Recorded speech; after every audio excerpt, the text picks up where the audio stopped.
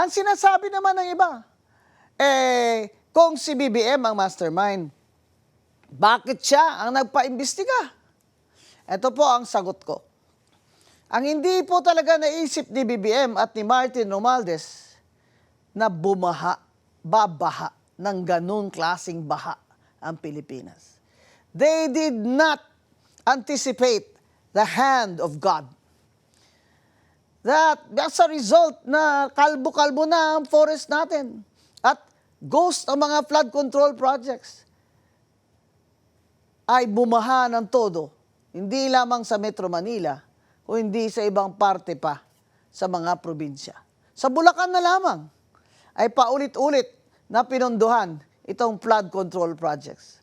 Yung ibang mayor na hindi nila alam ang ginagawa ng kanilang congressman ay hindi lamang sila nagulat, napaiyak pa dyan sa Bulacan.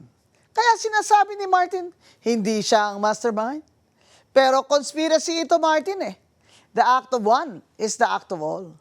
Kaya kung sabihin mo, hindi totoo na ikaw ang mastermind, sabihin mo na sa amin na si BBM talaga ang mastermind para magkaalaman na. Hindi ba?